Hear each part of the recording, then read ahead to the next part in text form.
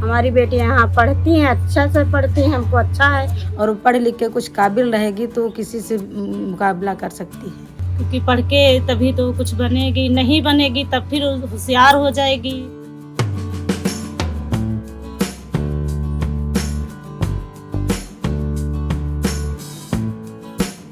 घर के एक बरामदे में बैठी दर्जनों महिलाएं आज अपनी बेटियों की पढ़ाई के लिए चर्चा करने बैठी हैं।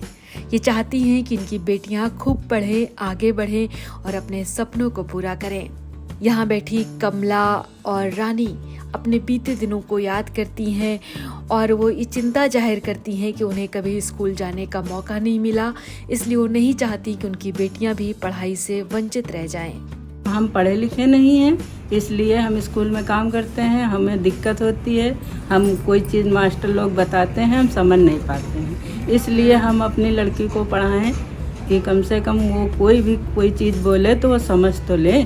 इसलिए हम अपनी लड़की को पढ़ाते हैं और यहाँ भी आती हैं, बिटिया पढ़ाती हैं तो सब समझ में आता है उसके, और सारा काम हम अपनी बिटिया से कराते हैं। और हमारे बिटिया में कोई भी हम अपने अंदर भेदभाव नहीं रखते। हमारे बाप हमें थोड़ा सा पढ़ाया पिताजी ने, अब हम अपनी बेटियों को अपने से ज़्यादा पढ़ाना क्या सोचते हैं कि पढ़ जाएं तो अच्छा ही है। कमला और रानी जैसी दर्जनों महिलाएं आज अपनी बेटियों की पढ़ाई को लेकर चिंतित हैं। इन महिलाओं की न केवल कम उम्र में शादी हुई, बल्कि खेलने कूदने पढ़ने लिखने की उम्र में इन्हें गृहस्थी के बागडोर संभालनी पड़ी। ये नहीं चाहती कि इन्होंने जो झेला है वो इनकी बेटियां भी झेलें, इसलिए ये अपनी बेटियों को घर गृहस्थी के काम से समय निकालकर उन्हें पढ़ने भेजती हैं। यूपी के लखनऊ जिले के माल और काकोरी ब्लॉक के कई गांवों में वात्सल संस्था द्वारा लर्निंग सेंटर चलाए जा रहे हैं। इन दोनों ब्लॉक में कुल 8 लर्निंग सेंटर और एक कंप्यूटर सेंटर चल रहा है। इन केंद्रों पर ज्यादातर वो लड़कियां पढ़ने आती हैं जिनकी पढ़ाई किन्हीं कारणोंवश छूट गई थी। कुछ लड़कियां सरकारी स्कूल में पढ़ाई के बाद भी शाम को यहाँ पढ़ने आती हैं।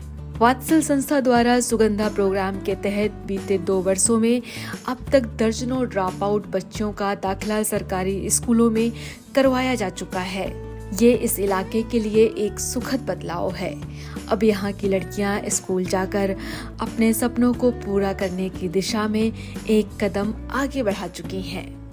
यहाँ पर हम कुछ नया सीखते हैं या एक्टिविटीज़ के बारे में, और घर में कैसे रहना है, क्या कैसी लैंग्वेज में बोलना है, और बड़ों से कैसे, छोटों से प्रेम से बोलना है, ये सब सीखते हैं। और पढ़ाई में होमवर्क भी मिलता है, पढ़ाई जो आता नहीं है वो भी सीखने को मिलता है।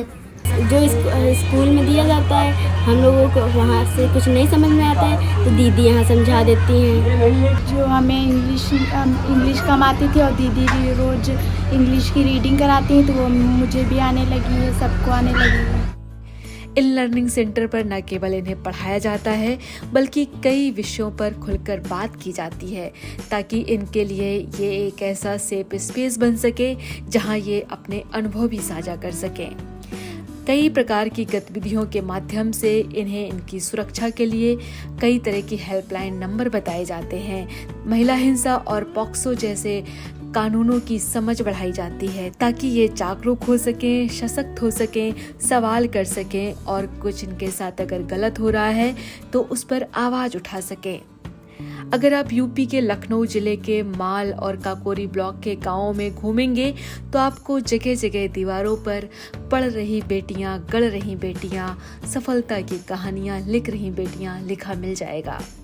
दीवारों पर लिखे इन वाक्यों का असर बच्चों के माता पिता पर गहरा पड़ा है। वो न केवल अपनी लड़कियों को रोजाना स्कूल पढ़ने के लिए भेज रहे हैं बल्कि यहाँ होने वाली पेरेंट्स मीटिंग का हिस्सा भी बन रहे हैं। यहाँ रहने वाली गीता देवी बताती हैं कि लड़कियों के पढ़ाई के क्या फायदे हैं।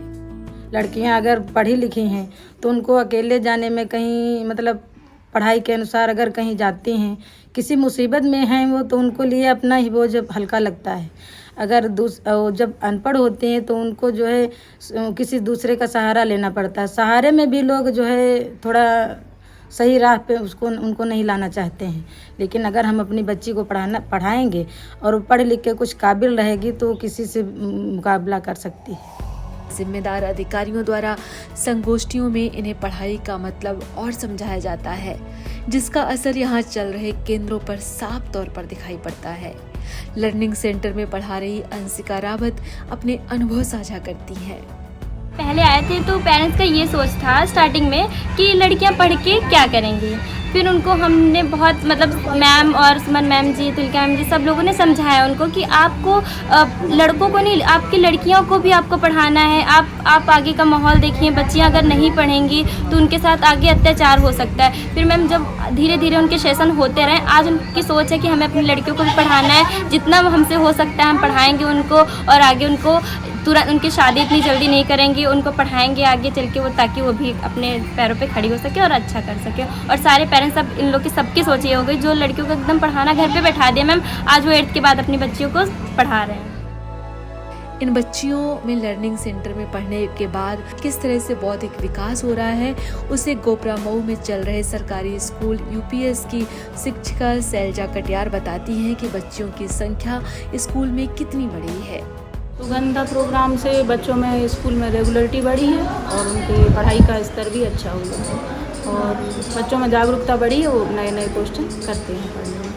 यहाँ की लड़कियों के चेहरों पर आत्मविश्वास और मुस्कुराहट साफ तौर पर देखी जा सकती है, जो इस बात की गवाही भी है कि अब इनके सपने पूरे हो रहे हैं। इनकी कहानी इसलिए और भी विशेष है क्योंकि इस बदलाव की कहानी इनके माता पिता ने गढ़ी है।